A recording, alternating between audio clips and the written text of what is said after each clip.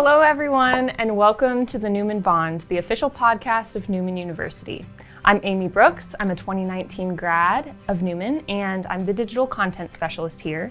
And I have the honor of meeting with Father Ed Herzog, the campus chaplain, and also a Newman alum. So welcome back. Thank you. How does it feel to be back on campus, not only as an alum, but also as the campus chaplain and as a priest? Right, yeah. I mean, all of it is so surreal, honestly. You know, we had, our fall gathering, about a month ago or so now.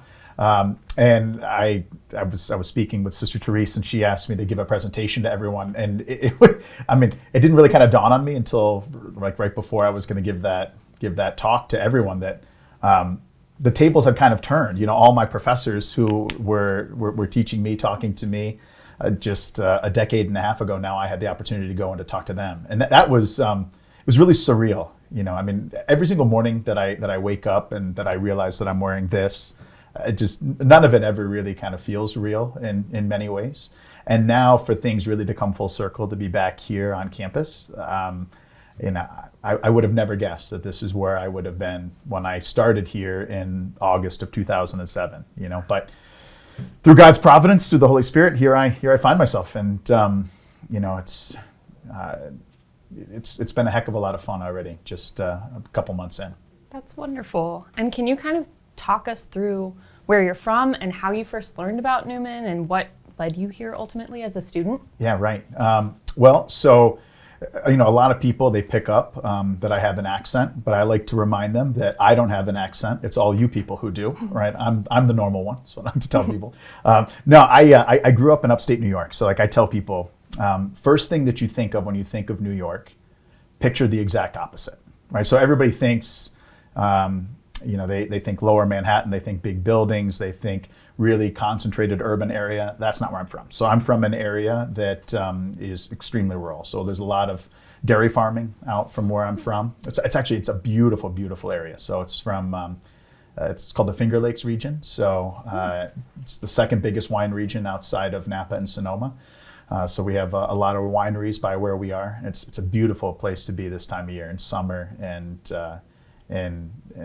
early fall. It's a great place to be.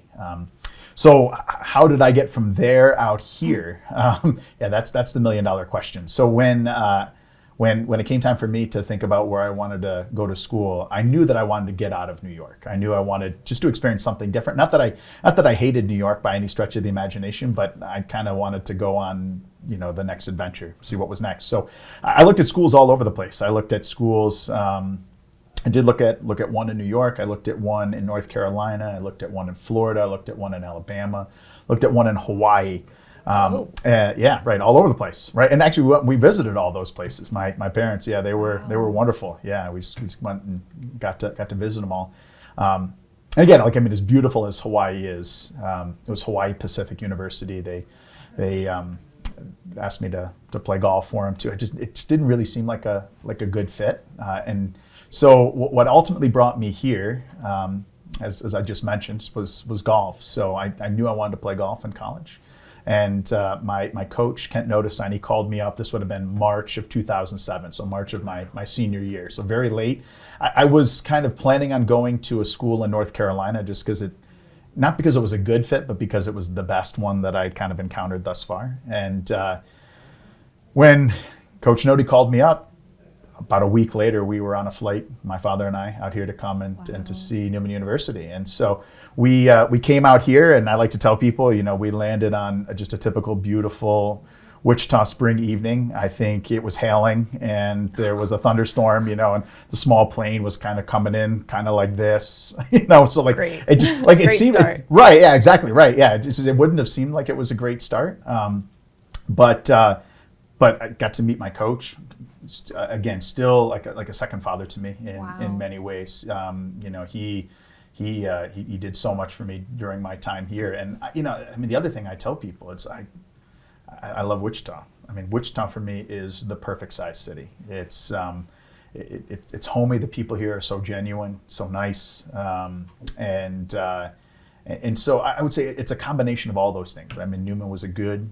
I wanted a smaller school. I wanted to be kind of in a more urban area than where I grew up. Wichita fit that, and the golf. When you put all those things together, that was where I wanted to be. That's where I find myself now. The perfect combo. Yes, absolutely. And it beat out Hawaii. That's pretty cool. It did beat out. I still like to go to Hawaii. I don't think I could live there. I think I would get like a little too claustrophobic, and all that. Yeah. But it's still a nice place to visit. That's awesome.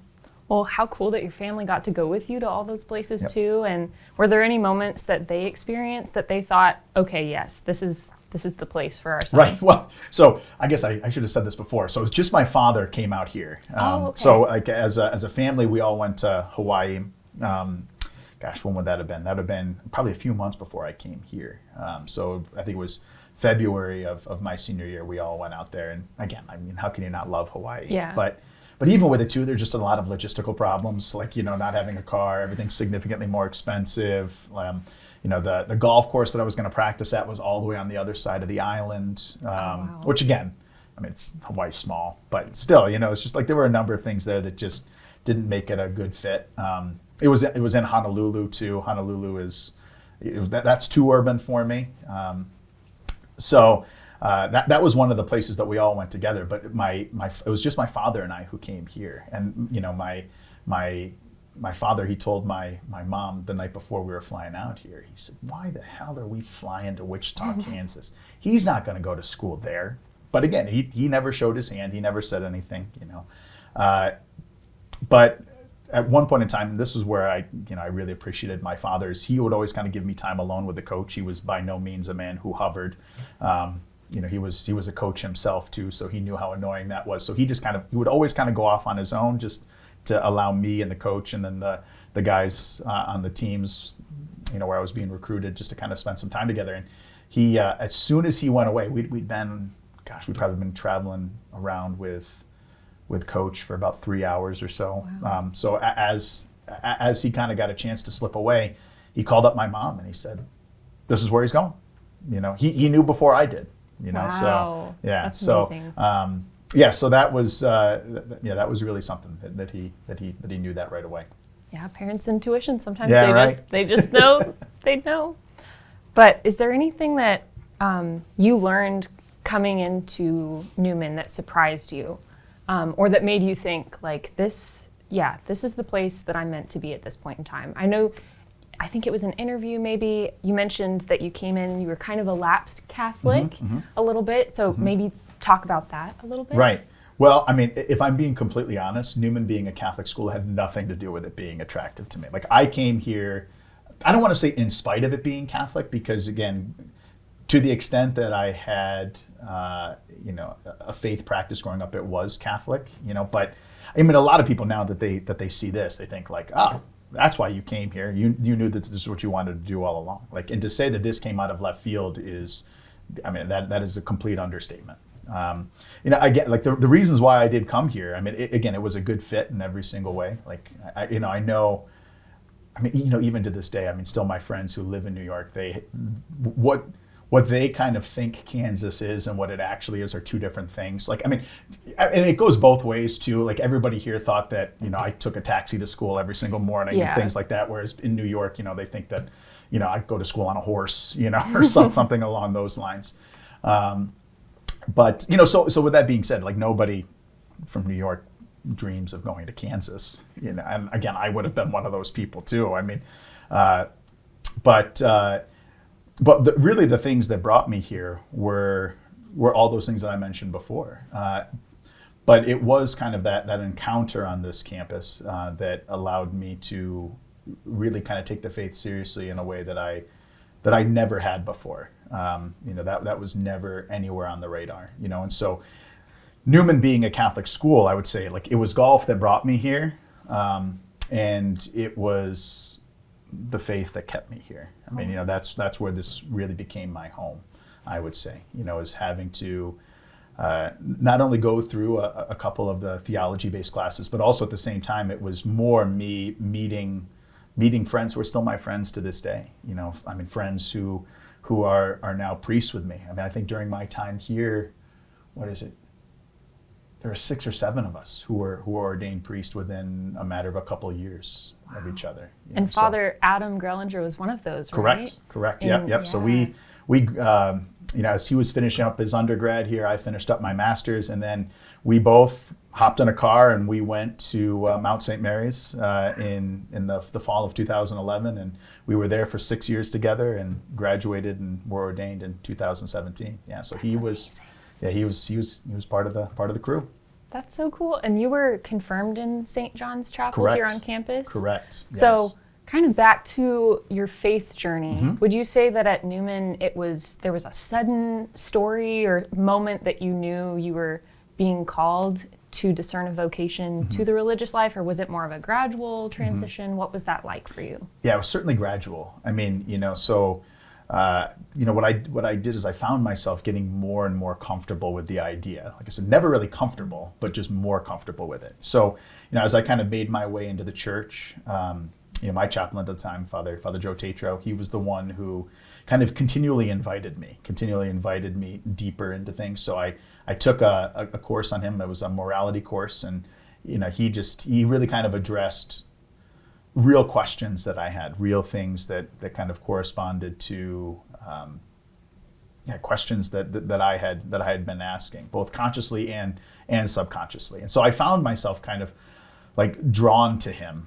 I remember he lived in Fugate Hall. I lived in New Hall, which is now Karochi Hall, and it was an 8 o'clock class, so we would actually meet, myself and one of my teammates at the time. We would meet him. We would have breakfast with him, and then we would work. We'd walk to class with him, and and that just kind of, again, I found him just to be a really normal person, somebody who was easy to talk to, somebody who would talk about normal things, and so he kind of continually invited me in more and more and more and more, and then I found myself, I mean, seemingly out of nowhere, going to Mass on Sundays. I mean, I hadn't done that in forever. And as he had kind of seen that, then he really kind of invited me to take one more step. And that's what he did. He invited me there. And the bishop came out, Bishop Jacobs came and confirmed me there in St. John's Chapel. And that was what really kind of set me on the trajectory moving forward. Is from there, I would have thought that would have been enough. That like, all right, now I am kind of, at least sacramentally, fully in the Catholic Church. I'd received all the sacraments of initiation, and I thought that was enough. But Father Tatro he was the one who kind of planted an idea in my mind, and so he was the one who invited me he said, I think you might be called to be a priest. And I told him it was completely absurd, because it was. I mean, just in every single way. It was one of those things where 2 + 2 didn't equal 4. How on earth could this happen in such a sudden and drastic way? But ever since he planted that idea in my mind, no matter how hard I tried to make it go away, it wouldn't. Like it always lingered there. It was kind of like if you ever had a pebble in your shoe, that's the way it was. Like it was annoying. Like I wanted it to go away and I couldn't. And over the course of a number of years, he kind of introduced this to me in my sophomore, junior year.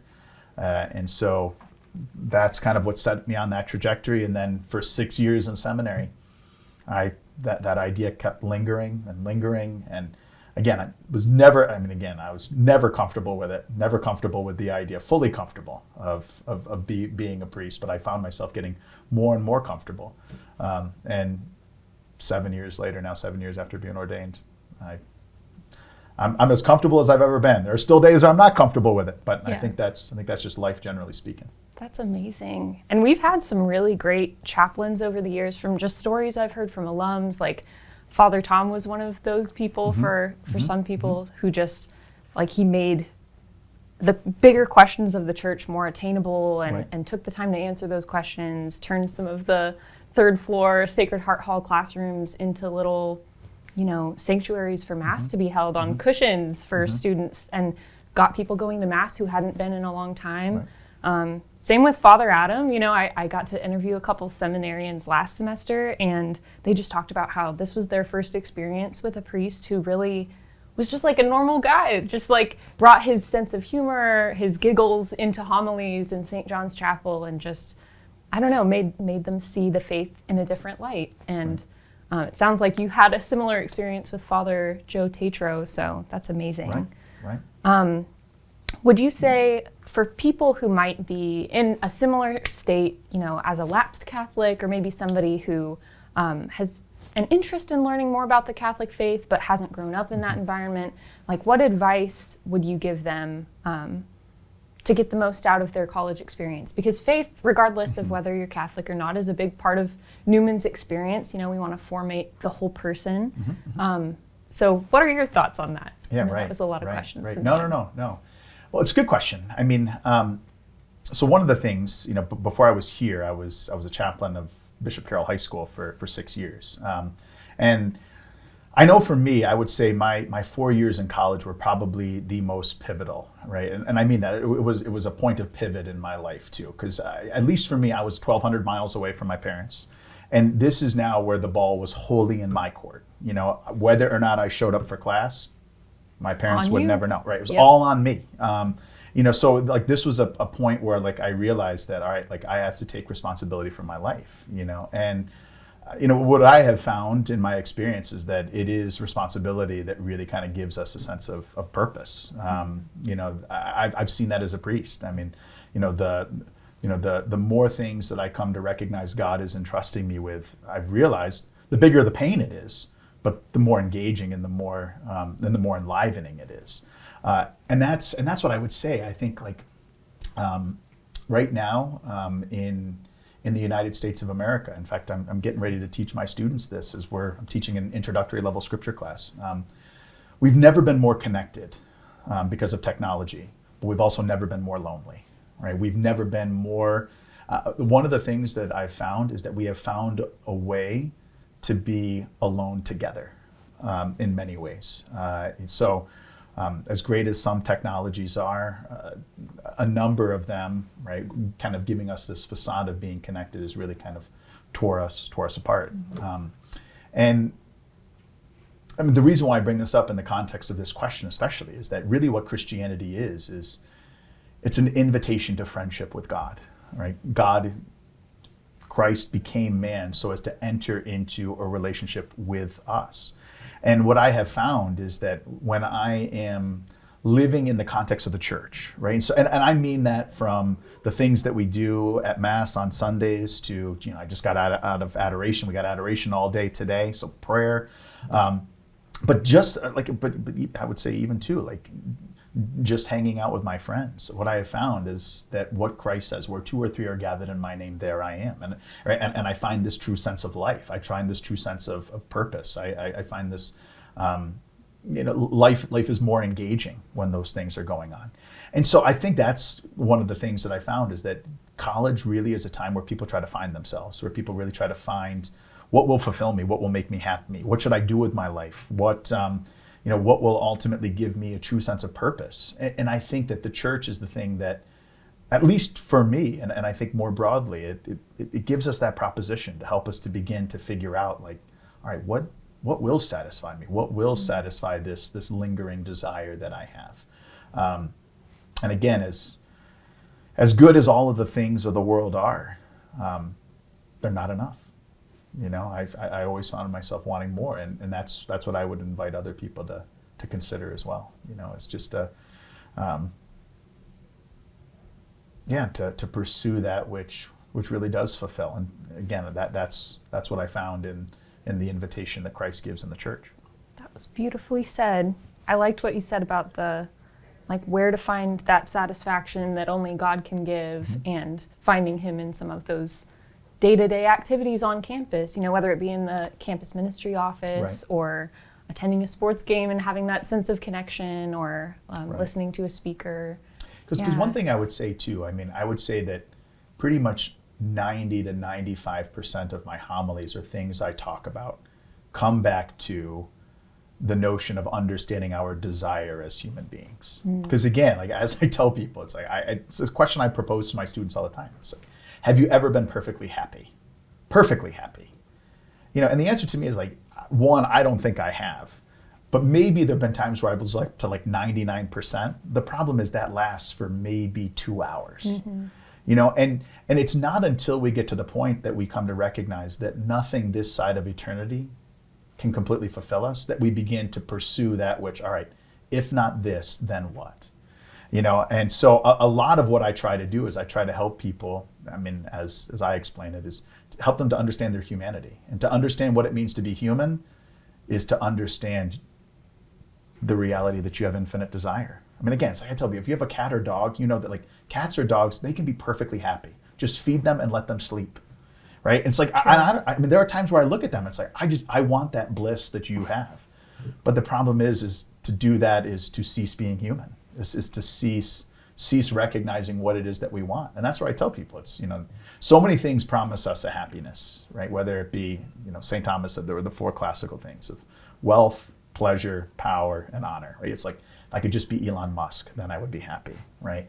For me, it's like, if I could just be somebody who could satisfy my exterior, pleasurous whims, then I would be happy. It's like, like if I could just become president of the United States, if I could just have a position of authority, if I could just be a powerful person, then I would be happy. Or like now, like honor or popularity. It's like, if I could get my Instagram account to 15 million followers, then I would be happy.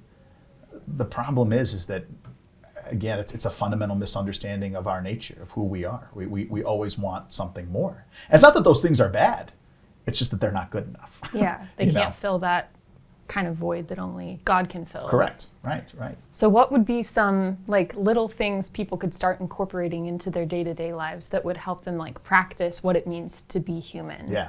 So I'd say the first, and again, this is, I would say in many ways the most important in our contemporary world, and that is foster a relationship with silence.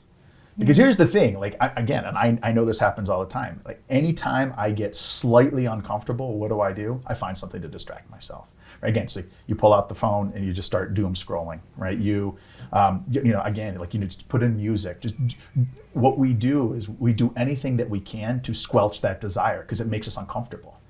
And so what I tell people is like, that's why I really encourage people to just like, it's why I think prayer is actually one of the most practical things you could do. I mean, if you were to talk to me as a college student, I would say that prayer is at best a pious practice and at worst a waste of time. Like, again, I was a business major. I got my undergrad in business, got my MBA. So like, I'm all about productivity. I want to make sure that my time is doing something, is creating revenue. And sitting there doing nothing is the opposite of that in theory. But what I have come to see is that there is nothing more practical than prayer, because prayer is the thing that helps us to discern, again, using scriptural terms, the wheat from the chaff, right? Prayer is the thing that helps us to figure out what is actually worth pursuing, what it is that will actually satisfy us. And what I have found is like in this constant rat race of life, it's just, we pursue all of these things that don't have the capacity to truly fulfill us. And so I tell people, like, in fact, I did this in the high school. I tell them, I say, sit in a room or sit outside with no distractions for 15 minutes. See what happens. And there's still a former student of mine who I still have a good relationship with. I remember the first time I signed it, and in a complete moment of vulnerability in front of the class after they'd done this over the course of a weekend, I asked them, I said, how did it go? And she said, well, it went good for the first 2 minutes, and I cried for the next 13. Because I told her, it's like, but like to me, that's a moment of grace, because it's like, that's where I am. And now we allowed all those things that we have artificially suppressed to come to the surface, right? And now we can begin to figure out, all right, this is actually the problem, right? Rather than running away from it with all those distractions, it's now that we, in the totality of our humanity, we can come and we can begin to kind of combat those things. And so that's what I tell people. It's like, begin with silence. Start with that. Start with those things, because that will be the thing that kind of that allows us to get to the point to where we can find that Christ is the solution to that problem. But until we know we have the problem, talking about him isn't helpful at all. Right? Yeah. Man. Because that's what I would say. Like, I mean, one of the things, like I say this to my students in all of my classes ultimately, right, is that there's nothing more boring than listening to someone answer a question you're not asking, right? And that's why it's like I tell people, it's like, if you ever heard priests have boring homilies, that's what they're doing. They're not talking about something that has any relevance to your life. It's the same thing in class, right? Like, you know, again, if you're in a class, like I remember, I remember that there were times where, like, all right, it's like this is something that I, at the very least, perceive to be irrelevant to my present experience. And I would say for the church right now, that's what we're doing for the most part, is we're answering questions that people aren't necessarily asking. And I would say the reason why they're not asking is because we have all these things to distract us from it. So for me, it's all right, how can we strip away these things so that way we can actually get in touch with our base desires, right, at the core of who we are, and then we can kind of invite Christ into that space.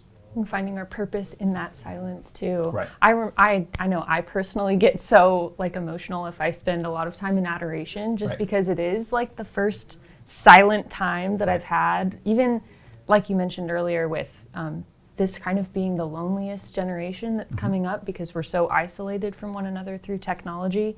You hear, like, even though maybe you're not listening to videos out loud or the news out loud, even reading things, it's like your mind is just constantly just chattering with all the noise of the world, and you're hearing all these different things. And yeah, I think that's a wonderful piece of advice for everybody. I need to incorporate more silence too. too. Like I mean, I tell people, like, I mean, my best homilies are when I'm preaching to myself and there just happens to be people out there. Because really what I'm saying is, like, I'm assuming that you share in the same humanity that I do, right? Right. Being someone who's living in the 21st century in the United States of America, in Wichita, Kansas, we're going to have similar struggles. And so, I mean, a lot of what I try to do is I try to share my experience. I try to share what my humanity has said to me, and invite people into that conversation. Say, like, all right, to the extent that I have found solutions, this is what they are, you know? So, sorry, I didn't mean to interrupt you No, there. that was beautiful. You are full of just, very deep, introspective questions and answers, and I'm just so glad you're chaplain. This is really exciting. We've really lucked out with all the chaplains in the past, but I know we're really excited to have you on campus and learn more about you. And again, excited to listen to your homilies, because just from some of the speeches you've given, the unreasonable hospitality talk that you gave at Fall Institute, it's just been really enlightening. So I think this is what students need right now. So I'm trying. And all of campus and alums. But, well, since you've kind of answered a lot of my questions about your story and your journey, do you mind if I ask you kind of some rapid fire, just get to know Father Ed Herzog questions? Let's do it. Okay. I'm ready. So if you could play any Olympic sport, what would it be and why? Well, I think it'd have to be golf. Maybe after this last one, I could do breakdancing, because it seems like maybe anybody can do that. But maybe so. But no, I think I would have to say golf. Yeah. Awesome. How long have you been playing golf for? I've been playing golf for, what would it be, 2003. So what is that, like 21 years now? Wow. Have you ever hit a hole in one? Just one, actually, during my time here. Yeah. Wow. What? I'm not very familiar with golf, but what hole was it? It was hole number 4 at Willow Bend, which was our home course at the time. I was playing with one of my teammates just one afternoon, and that's my only one. That's amazing. We had a Newman student recently get a hole in one. I was just talking to so Coach that's about pretty it. Yeah. Exciting. So I'm the spiritual companion for the golf teams. So I was in touch with Coach, and that's what he told me. He said, yeah, to my knowledge, I don't remember that happening during my time here, so that's awesome. I think there's been one student in the past, like 4 or 5 years, who did it, but that's all that I've heard of, so pretty impressive. Absolutely. Even for somebody who's not well versed in the sport of golf. But what are a couple more of your favorite hobbies that you like to do, or liked to do? Sure, yeah, so I love the outdoors. I love to backpack and hike. That's one of the things I love. Love watching movies, love watching classical movies, contemporary movies. That's one thing I really enjoy doing. Do you have a favorite movie, if you had to pick, or something that you could watch over and over again and not get tired of it? Okay, so those are 2 different questions. Okay. So, in fact, last night I was watching, like, it is by no means one of the best movies that I've ever seen, but it has a ton of rewatch value. I was actually just watching it with one of my friends last night. Ocean's 11. So like that's one of those movies that like anytime it's on TV, I stop and I watch it. It's engaging, but it's not one of my favorites. I would say I always kind of give a top 5, but I'll get like which one right now in my top 5. What I say is probably my favorite. Good Will Hunting, probably. I love that film. One. It's a great one. Good for you. Yeah. Any TV shows that you like to watch or favorite TV shows? Favorite TV shows. There are a ton that I really like. I would probably say the best television show of all time is probably Breaking Bad. Breaking Bad was incredibly well done. Better Call Saul was incredibly good too. I mean, Vince Gilligan he's a great writer. He's really, really good at doing all that. I like some of the stuff on HBO. I thought Chernobyl was really good. I liked Band of Brothers a lot. I would say those are kind of the ones that really kind of fit the category. Very nice. What's a random fact about you? Random fact about me. I've been to the bottom of the Grand Canyon 3 times, and I climbed Half Dome in Yosemite. Oh my gosh. When was that? Last time I went to the bottom of the Grand Canyon would have been 2016. So I did all 3 of those during my time in seminary. So like 2012 to 2016, and then top of Half Dome was right around that same time. Actually, no, that was the summer of 2016. Good for you. Are you planning on doing that again anytime soon? Half or do you Dome think you've seen it all? I'll do the Grand Canyon again. Climbing Half Dome was scary enough that I don't think I need to do it again. Okay. I'm by no means terrified of heights, but that really pushed it. Okay, well. that was brutal. That's okay. Other than golf, what's one thing that you're good at? Talking. I have witnessed that this podcast, yes, yep, that checks talk. out. What's one thing you're bad at? Listening. Oh. I grew up with 2 younger brothers. So I mean, we grew up essentially in a house full of men, you know, and so I've been told by women who I've ministered to that one of their frustrations is that I listen so as to respond as opposed to listen so as to understand. So I'm very much a problem solver. And again, I mean, if my siblings were to call me, we would have about 15 seconds of small talk, and then the conversation would go to, okay, what do you want? What are we doing? The business mindset. Correct. You got to get to right. the And I would say that is a weakness. It's like I've even had to do this to students already, just because I'm trying to become more aware of this. Of like, maybe I'm a Neanderthal. I probably am a Neanderthal, but I tell them like, you need to explicitly tell me if this is just a listening conversation. Because if it's just a listening conversation, I'll understand the assignment and I'll do it. But if you don't give me those parameters, I'm going to constantly be thinking about how we can solve a problem, right? That's okay. That is something that I need to be more mindful of and better at. But you're aware of it, and that's something we could all improve on. So, good answer. Yeah. What's your favorite food, if you had to pick one? Favorite food? Man. New York pizza is hard to beat. Ooh, yeah, I bet. New York pizza. Unfortunately, we don't have anything here that really fits the bill. But what toppings go on your New York pizza? if it's a good pizza, nothing. Oh, because cheese? Yeah, because all that does is corrupt what makes a pizza great, which is like the homemade sauce and the dough, like the the bread of it.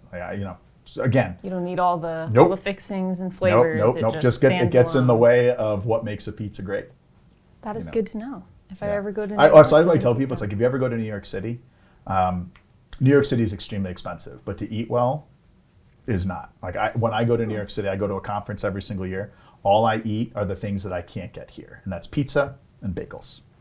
Nice. Mm-hmm. And again, I promise you, I tell this to people, it's you don't think that a pizza or bagel could be that much better. It is.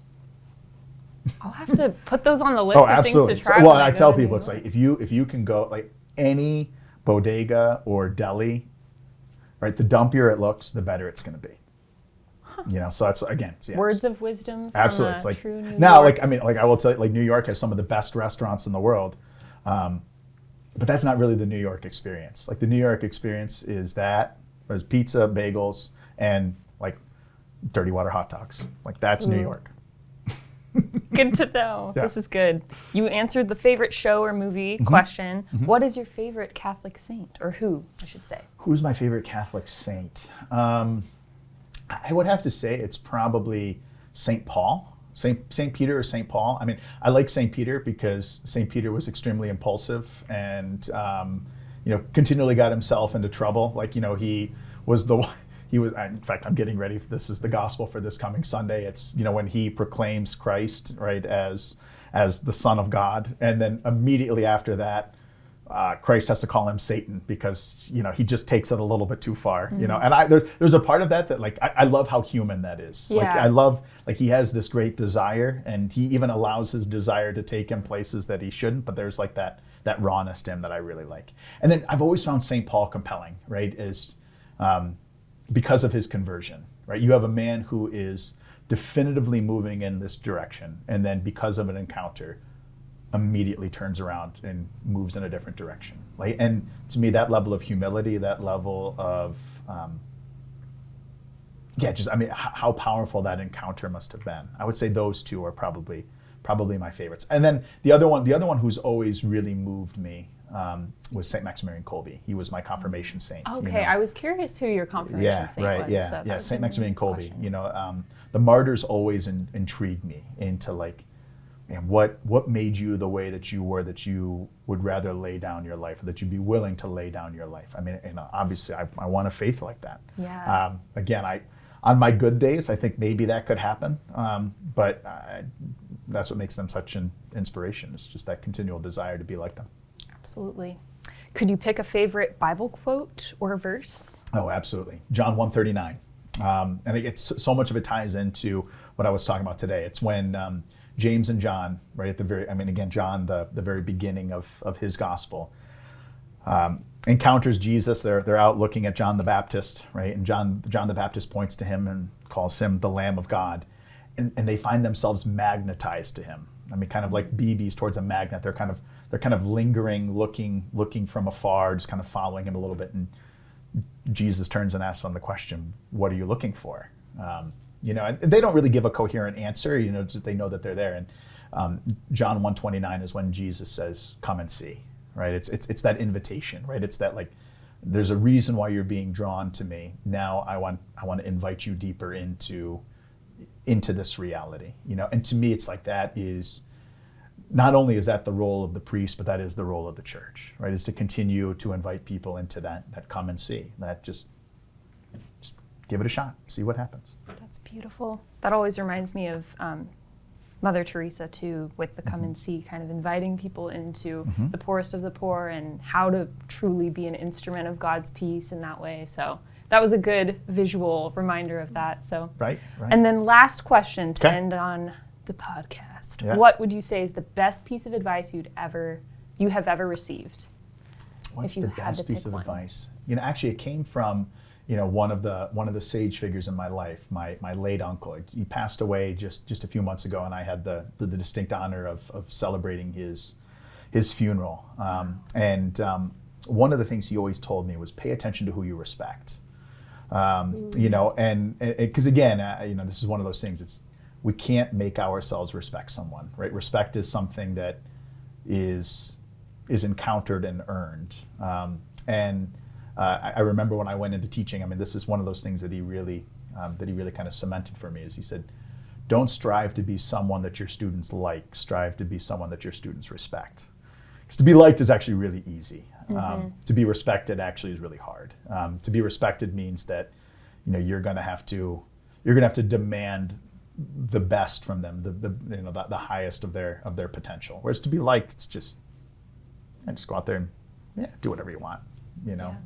But I remember him telling me, he said that we don't necessarily remember the people we like, but we sure remember the people we respect.